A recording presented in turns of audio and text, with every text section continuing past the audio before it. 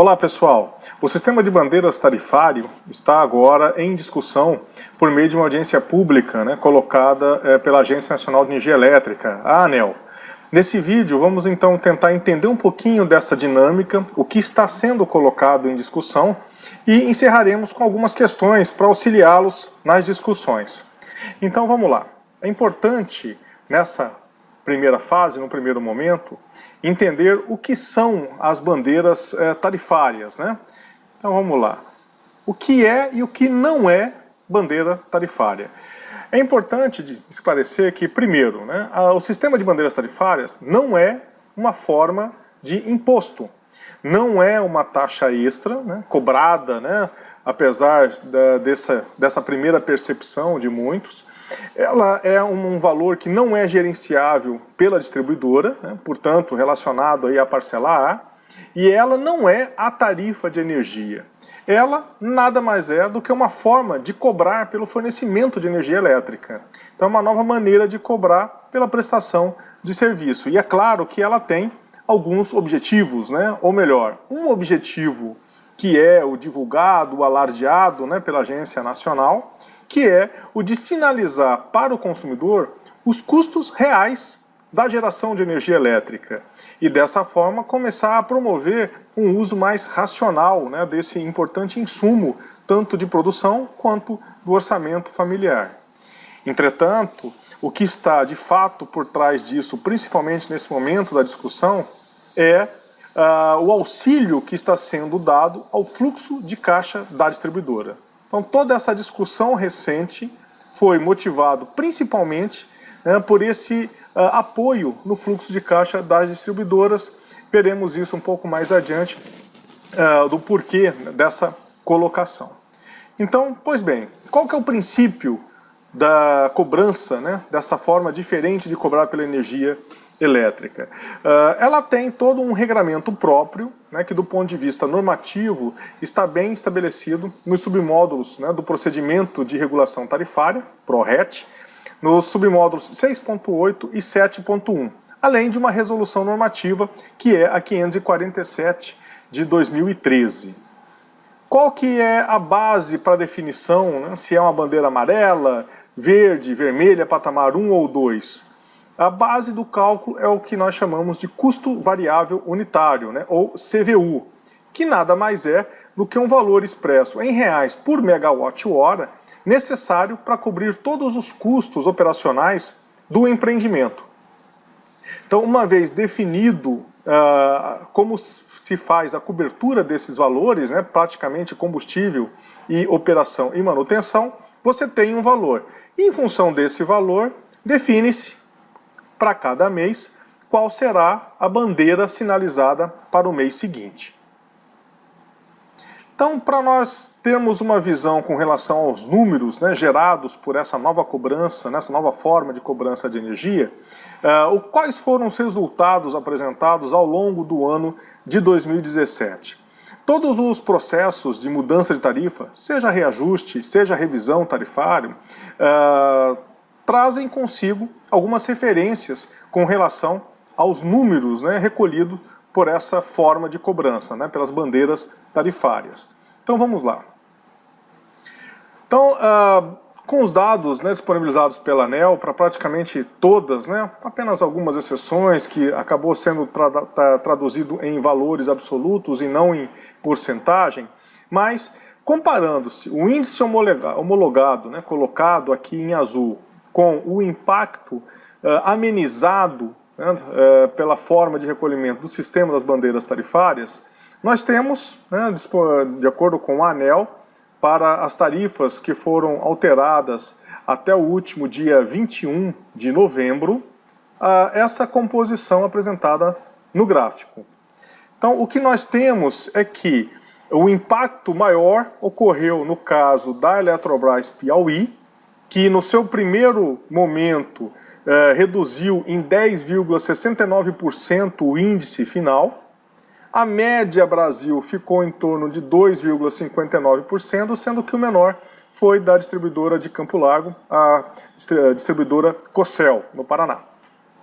Então, essa foi mais ou menos o impacto né, positivo, quer dizer, acabou diminuindo o índice final, né, dessas diversas distribuidoras ao longo desse ano. Mas o que isso significa quando a gente olha, né, no processo de forma individualizada? Então, para cada processo, o peso das bandeiras na decisão está externado nesse gráfico, né? E aí nós temos uma informação muito interessante.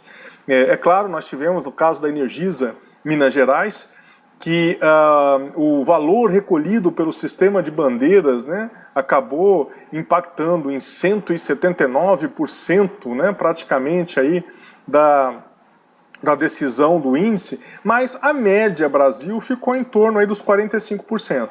Então isso quer dizer que, em média, no Brasil, o sistema de bandeiras tarifárias recolheu ao longo de um período tarifário o suficiente para pesar em quase metade da definição do índice homologado pela agência reguladora dentro das regras e dos critérios aplicados em cada processo.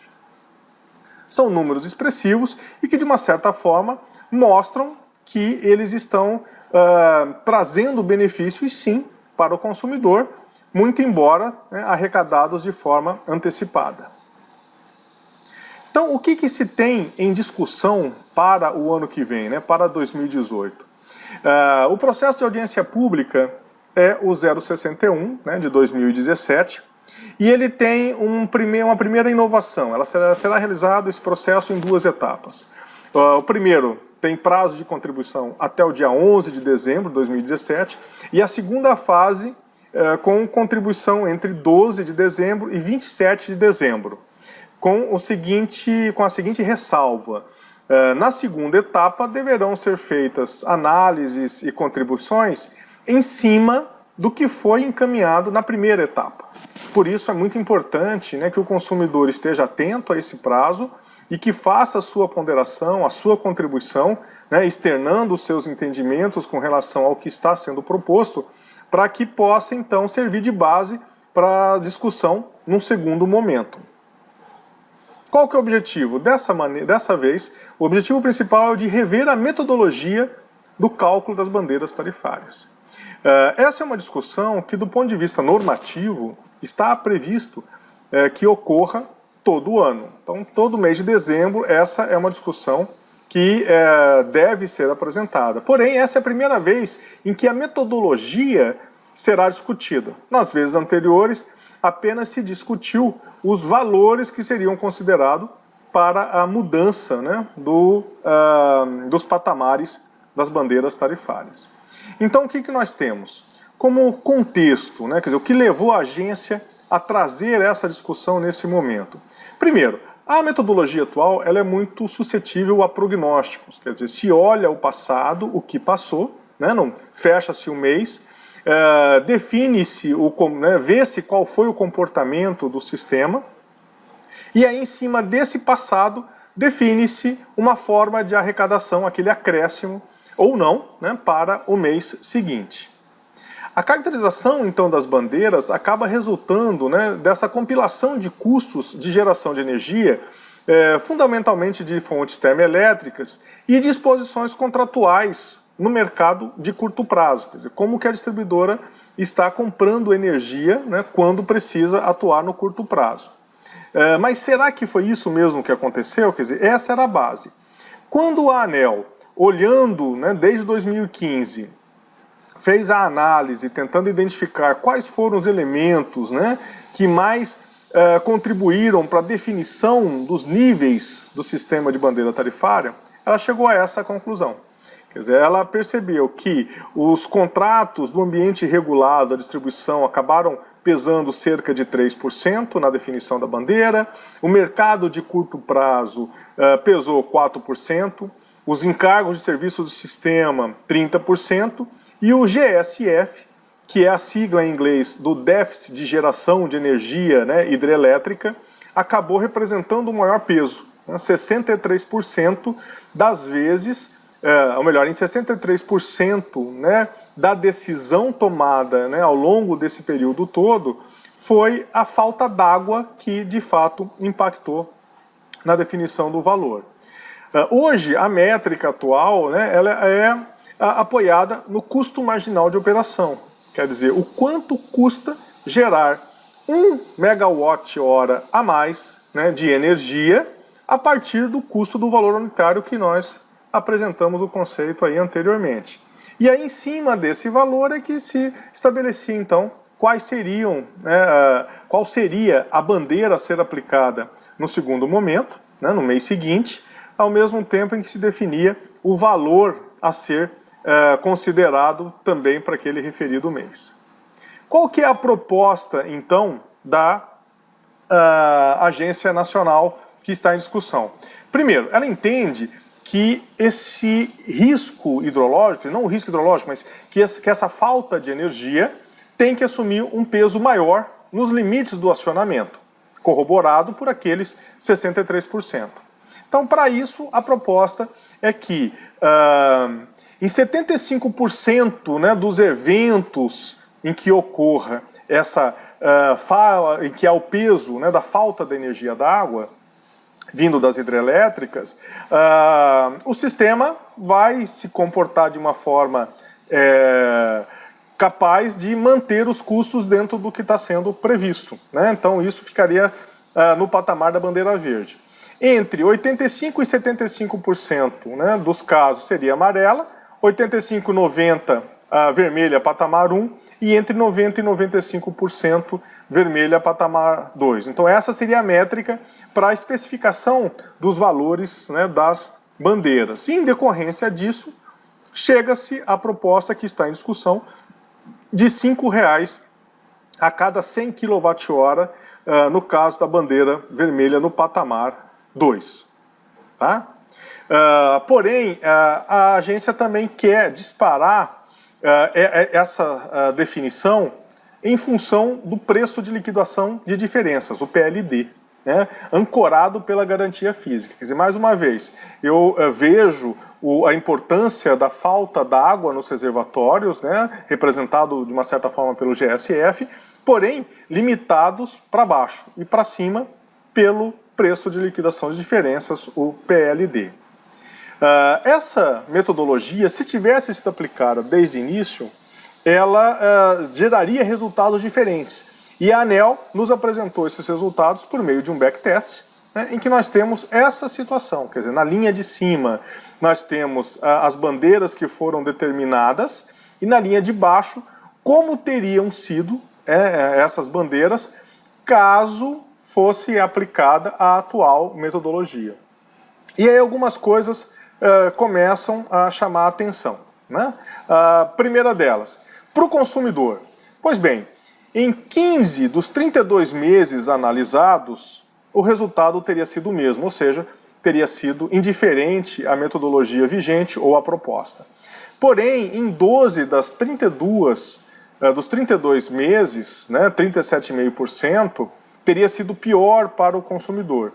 Pior no sentido, obviamente, de aumentar naquele mês o valor a ser arrecadado, portanto, impactando naquele mês o valor, né, arrecadado.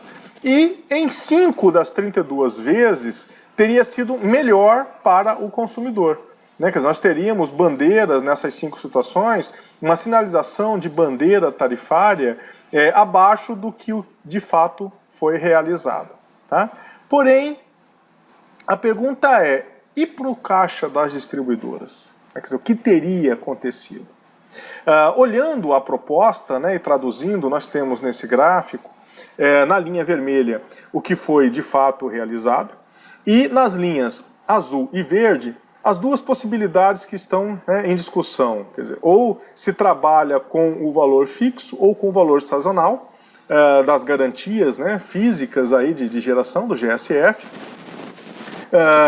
porém com um comportamento, né, bastante próximo, né, um do outro. E dá para se perceber que a sobra que teria de caixa, né, para suprir esse fluxo das distribuidoras, hoje estaria sendo, né, mais fácil de ser cumprido. Né? Quer dizer, teria dinheiro em caixa suficiente por essa nova metodologia, não pela metodologia antiga, que é a curva em vermelho, que mostra, né, esse déficit. Ok? Então, isso teria é o reflexo do que teria acontecido, né? Sinalizando para a importância daquele objetivo velado, que é o de suprir, né, melhorar o fluxo de caixa das distribuidoras, quer dizer, estaria bem melhor agora. Então vamos lá. Para encerrar essa discussão, nós trazemos aí algumas questões, né, obviamente que não fechadas a elas, mas que podem orientar o entendimento do Conselho, bem como o seu posicionamento, né, dentro do prazo aí até o dia 11 de dezembro. São 7 as questões de apoio, né, das quais, então vamos passar a relacioná-las. A primeira, uma das grandes questões tem sido o processo de transparência da contabilização desses valores. Há um esforço, né, por parte da agência em tornar isso claro. Porém, é preciso que o consumidor tenha essa percepção também. Quer dizer, não basta a agência querer fazer, né, apesar de ser muito importante, mas o consumidor precisa entender. Então, há uma forma mais clara para o consumidor na contabilização dos valores apurados, que seria interessante que o período para arrecadação fosse fixo, por exemplo, ano civil, né, e os valores corrigidos pela Selic até o processo tarifário seguinte, por exemplo, né, porque hoje nós temos um grande problema, são processos que ocorrem em paralelo, que é o recolhimento do sistema de bandeira tarifária e a própria validação, né, dos valores da tarifa por meio de reajuste tarifário anual ou de revisão tarifária periódica. Então são questões que ocorrem simultaneamente e que precisa ficar de alguma forma clara para o consumidor, até para ele aceitar e assimilar esse novo conceito de cobrança, né? Segunda questão, será que o Conselho, né, concorda que o déficit na geração das hidrelétricas seja o principal responsável pela determinação dos custos das bandeiras? Nós vimos, né, pela apresentação da ANEEL, que obviamente os contratos do ambiente regulado, 3%, e o mercado de curto prazo, 4%, acabaram tendo um peso muito pequeno, né, na definição, ou seja, a importância estava fundamentalmente nos encargos de serviço do sistema e na garantia física, né, das hidrelétricas, nessa capacidade de produzir energia ou na falta da água. Então, mas será que é importante? Guardem um pouquinho essa questão, porque na questão 4 a gente pode fazer um fechamento um pouco melhor do que ela, mas é uma forma também de orientar essa discussão. Terceiro ponto, o Conselho concorda com os quantis, né, para a definição das bandeiras? Então, voltando lá naquele gráfico dos 75%, né, 80%, 85%, 90%, 95%, enfim. Será que, se tivesse sido colocado uma cobertura para a bandeira verde, né, para 80%, qual teria sido o reflexo nas outras bandeiras? Nós tivemos uma importante redução na bandeira amarela, porém um aumento também significativo na vermelha do patamar 2. Será que não poderia se estabelecer uma outra configuração desses quantis para que as variações previstas, né, para o ano que vem fossem amenizadas? Né? Mais um ponto para questionamentos e posicionamento dos conselhos de consumidores. Quarta questão, e aí podemos fazer aquele fechamento com a segunda, né? O Conselho concorda que a insuficiência de geração seja atribuída ao consumidor? O que o Conselho pensa a respeito de uma ponderação dessa insuficiência com outros agentes? Estamos pagando pela falta d'água. Porém, a falta d'água também decorre, né, da política, né, vigente de construção de usinas a fio d'água, sem capacidade de reservação. Se houvesse essa capacidade de reservação, muitíssimo provavelmente passaríamos de uma forma mais suave, né, por esses períodos que hidrologicamente todos sabem que ocorrerá, né, esses períodos ocorrerão, reduzindo, né, o fluxo de água. Porém, se eu tiver armazenado o suficiente, essa variação hidrológica ela é muito mais facilmente absorvida pelo sistema. E agora estamos todos nós pagando, né, por essa política, né, vigente e que não nos permitiu reservar água o suficiente para passar por esses momentos mais críticos. Será que não deveria ser compartilhado com outros agentes, seja do setor, seja governo? Mais uma questão aí para debate no auxílio ao posicionamento, né, do Conselho de Consumidores. Quinta questão. Considerando-se o monitoramento constante, né, que a própria nota técnica sugere, será que essa revisão anual da metodologia, ela tem uma periodicidade, né, adequada? Será que abrir essa possibilidade para ano a ano se discutir é interessante? Será que não poderia ser pensada, né, uma alternativa de 2 ou 3 anos, por exemplo? Qual que é o impacto disso na estabilidade do modelo regulatório? Será que deveríamos estar... Que momento em que se deve discutir essa mudança? Será que comparando com o que poderia ter sido, com o que foi, poderia, né, servir como indicativo? Qual que é a real necessidade das distribuidoras? Existe essa comparação? Né? Mais uma questão aí para se pensar. Portanto, há espaço para monitoramento da metodologia proposta. Por exemplo, comparando-a com a vigente como indicativo de mudança? Quer dizer, tudo isso, no fundo, né, tanto a questão 5 quanto a 6, decorre de um aspecto muito importante e pouco falado. E qual é a real necessidade das distribuidoras por essa recomposição de fluxo de caixa? Isso não está claro para o consumidor. Então, o regulador também poderia disponibilizar essa informação de uma maneira que pudéssemos entender essa real necessidade e aceitar melhor essa composição na cobrança dos custos. E por fim, né, será que o sistema de bandeiras tarifário cumpre o seu objetivo? Quer dizer, aquele primeiro lá que ela se propôs, sinalizar para o consumidor qual é o custo real da geração. Será que a agência não precisa validar esse discurso de uma forma mais contundente para que isso de fato se reflita nas ações do próprio consumidor? Quer dizer, o que poderia ser feito mais? Então são essas, né, as questões que podem auxiliá-los aí nas discussões desse processo de audiência pública em específico e que trata do sistema de bandeiras tarifárias. Com as dúvidas, né, bastam fazer aí a contribuição, o comentário aqui no canal, que a gente vai respondendo e auxiliando para fomentar uma boa massa crítica em defesa sempre dos consumidores. Até a próxima.